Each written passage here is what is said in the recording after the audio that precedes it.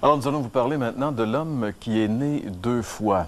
Ce merveilleux passage, on le retrouve d'abord dans l'Évangile selon Jean, et ce sont les versets, entre autres, du verset 1 jusqu'au verset 16, qui Jean nous rapporte cette rencontre que Jésus a eue avec cet homme et auquel il a révélé cette vérité si importante, mais si méconnue de la nouvelle naissance. Les évangiles nous présentent plusieurs personnes qui ont eu l'immense privilège d'avoir un entretien privé avec Jésus. Imaginez-vous, un tête-à-tête avec le Fils unique de Dieu. Eh bien, c'est cette faveur qui a été faite au personnage que nous allons considérer aujourd'hui. Il s'appelle Nicodème et il est mentionné à 3 reprises dans la Bible et ces 3 mentions sont faites dans l'Évangile selon Jean et démontrent que cet homme a connu une transformation extraordinaire. Le premier verset de Jean 3 nous révèle au moins 3 caractéristiques de l'identité de ce personnage. Lisons ensemble, si vous le voulez bien, Évangile selon Jean, chapitre 3 et le verset 1. « Mais il y eut un homme d'entre les pharisiens nommé Nicodème, un chef des Juifs. » Première caractéristique qu'on peut découvrir dans ce verset, c'est le nom du personnage. Il nous est dit ici qu'il s'appelle Nicodème. Ce qui est intéressant, c'est que Nicodème est un nom grec. C'est assez inusité pour un Juif d'avoir un nom grec. Mais c'est aussi peut-être intéressant de savoir que ce nom, Nicodème, signifie « victorieux du peuple ». C'est comme si cet homme était comme prédestiné à être un leader de sa communauté. Une autre caractéristique qui nous est donnée de Nicodème, c'est son appartenance religieuse. Il nous est dit ici qu'il était un pharisien. Qu'est-ce que c'est que les pharisiens? Eh bien, les pharisiens étaient l'un des 3 principaux partis religieux du judaïsme à l'époque de Jésus. Les 2 autres factions étant les Sadducéens et les Esséniens. Le mot pharisien veut simplement dire séparé. Et en effet, les pharisiens étaient les plus stricts observateurs de la loi de Moïse, qui était le code de la religion du judaïsme. Selon les paroles mêmes de Luc, c'était la secte la plus rigide de la religion juive. Nicodème était donc un homme sérieux, un homme sincère dans sa religion, et il appartenait au parti religieux pour qui le salut ne pouvait venir que par les œuvres religieuses. Une autre caractéristique de ce personnage nous est donnée dans ce verset, c'est sa fonction. Il nous est dit ici qu'il était un chef des Juifs, ce qui veut dire qu'il faisait partie du Sanhédrin. Le Sanhédrin, à l'époque de Jésus, était ce gouvernement religieux juif qui était composé de 71 membres, qui étaient 71 notables d'Israël. Donc, tout ça nous laisse voir que c'était un personnage important. Une autre caractéristique de ce personnage assez étonnant nous est donné au verset 10 de l'Évangile selon Jean du chapitre 3 qu'on peut lire ensemble. Jean, chapitre 3 et le verset 10, nous lisons ceci. « Jésus lui répondit, « Tu es le docteur d'Israël et tu ne sais pas ces choses. » Jésus ici dit à Nicodème, « Tu es le docteur d'Israël. » Jésus appelle Nicodème le docteur d'Israël. Le mot docteur signifie l'enseignant, le théologien, on pourrait dire le guide spirituel de son peuple. Nicodème était donc un des personnages les plus influents et les plus en vue de son peuple. Il faisait partie de l'élite, mais malgré tout cela, il n'avait aucune assurance quant à son éternité. Il avait à l'intérieur de lui un vide. Il avait aussi bien des questions auxquelles il n'avait jamais trouvé de réponse, même s'il était le docteur d'Israël. Et c'est probablement ça qu'il a décidé à venir consulter Jésus. Il est venu à la bonne personne, c'est sûr. Et voici comment ça s'est produit, cette rencontre avec Jésus. Relisons ensemble un autre verset du chapitre 3 de l'Évangile de Jean, le verset 2. Il est dit, « Il vint, lui, auprès de Jésus de nuit, et lui dit, « Rabbi, nous savons que tu es un docteur venu de Dieu, car personne ne peut faire les miracles que tu fais si Dieu n'est avec lui. » Pourquoi est-il venu de nuit pour consulter Jésus? Peut-être est-ce à cause de sa condition sociale. En réalité, que vont dire ses collègues si le docteur d'Israël a besoin d'être enseigné par quelqu'un d'autre? Peut-être aussi est-ce que c'est une simple question de pratique. En réalité, Jésus était probablement beaucoup plus facile d'accès la nuit que le jour. On sait par les évangiles que des grandes foules entouraient Jésus. Ce n'était pas évident et très, très facile d'avoir accès directement à lui. Mais en réalité, peu importe pourquoi on vient à Jésus, l'important, c'est de venir à Jésus. Nicodème était très au fait et très intéressé par l'enseignement de Jésus. Il l'appelle, dans ce verset, nous avons lu, « Rabbi ». Rabbi est le titre que les Juifs utilisaient quand ils s'adressaient à leurs enseignants. C'était une appellation respectueuse décernée aux chefs spirituels. Nicodème reconnaît donc que Jésus a des choses à lui apprendre et qu'en plus, ces miracles que Jésus a faits démontrent qu'il ne peut venir que de Dieu. Il s'introduit donc d'une manière très polie, mais soudainement, d'une façon des plus directes et incisives, Jésus le place devant la vérité qui va remettre toute sa vie en question. La vérité que Jésus révèle à Nicodème cette nuit-là devrait aussi remettre en question toute notre vie à chacun d'entre nous. Quelle est donc cette vérité que Jésus révèle à Nicodème cette nuit-là? Lisons ensemble Jean chapitre 3 et le verset 3. Nous lisons ceci.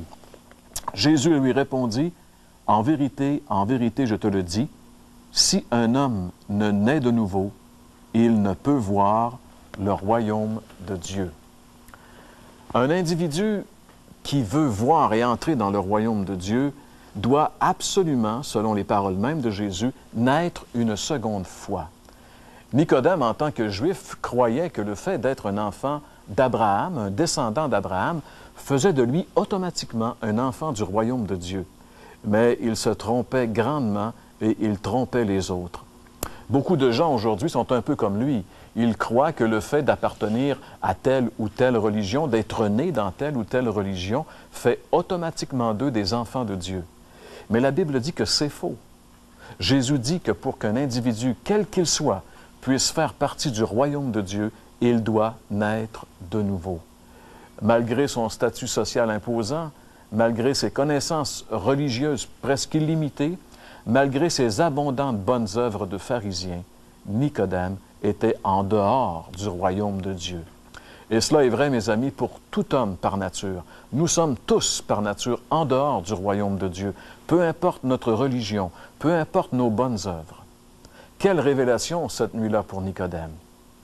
Peut-être aussi pour vous qui écoutez cette émission aujourd'hui, c'est toute une révélation, comme ce fut pour moi toute une révélation il y a de cela 27 ans. Devant une telle affirmation, Nicodème ne demande pas à Jésus « Pourquoi naître de nouveau? » mais il lui dit « Comment naître de nouveau? » Lisons ensemble Jean chapitre 3 et le verset 4. Nicodème lui dit « Comment un homme peut-il naître quand il est vieux?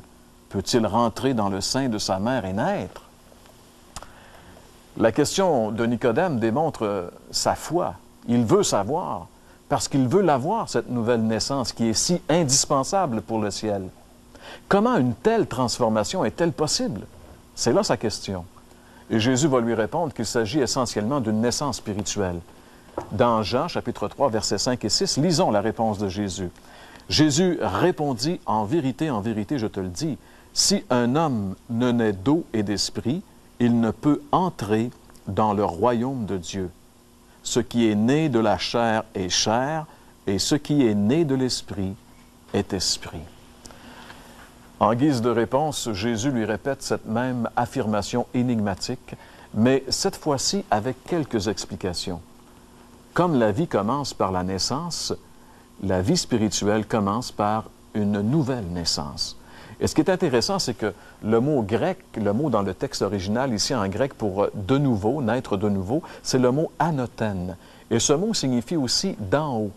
Car cette nouvelle vie, cette vie nouvelle, elle vient d'en haut, elle vient du ciel, elle vient de Dieu, le Saint-Esprit, qui vient habiter le cœur du croyant et changer complètement sa vie.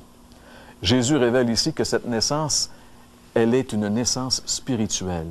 Les termes « eau » et « esprit » sont deux mots qui signifient la même chose. En réalité, c'est une espèce de figure de style qui consiste à utiliser deux mots différents pour dire la même chose.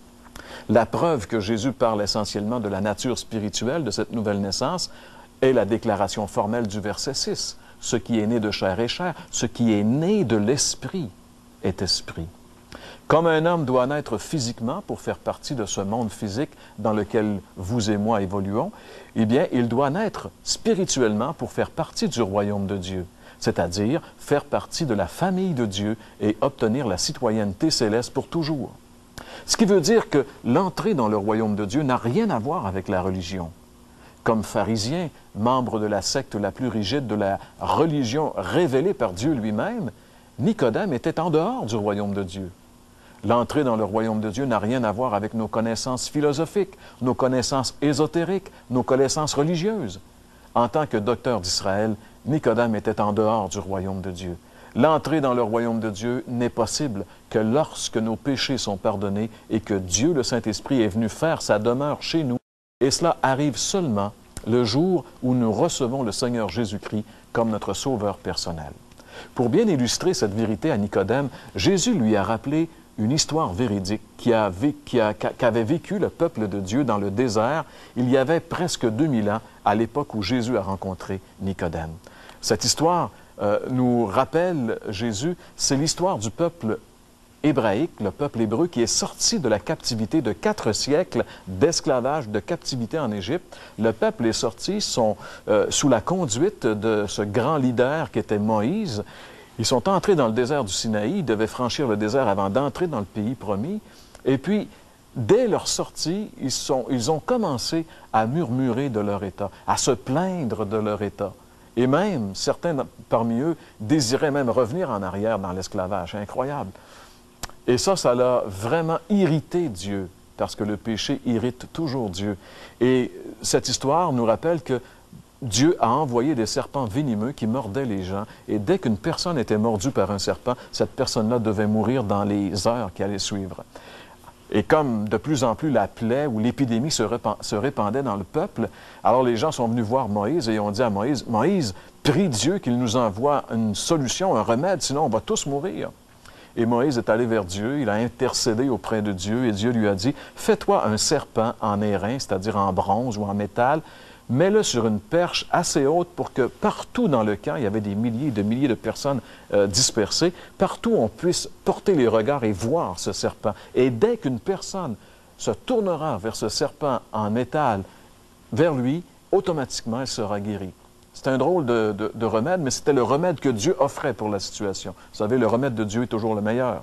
Alors, ils ont fait ça, et puis finalement, miraculeusement, des centaines et des milliers de personnes ont été guéries de la morsure mortelle de ce serpent. Et Jésus a pris cette même image pour expliquer à Nicodème c'est quoi la nouvelle naissance. Le péché, mes amis, c'est cette blessure mortelle du serpent qui nous a tous atteints. Et aucun remède humain ne peut nous soulager ou nous guérir. Le remède vient de Dieu, c'est Jésus le remède. Car Jésus a porté nos péchés sur la croix où il a été élevé et il a subi à ma place, à votre place, le châtiment de Dieu pour nos péchés. Et je crois de tout mon cœur en cette œuvre unique. Si vous le faites, si vous croyez de tout votre cœur en cette œuvre que Jésus a accomplie, la Bible dit que vous allez obtenir immédiatement la vie éternelle. De la même façon que la personne mordue par le serpent il y avait plusieurs milliers d'années dans le désert, était automatiquement guérie lorsqu'elle se tournait vers le serpent de métal. Et à ce moment-là, le Saint-Esprit vient habiter en nous et il se met à transformer notre vie et nous sommes nés de nouveau. C'est ça la nouvelle naissance.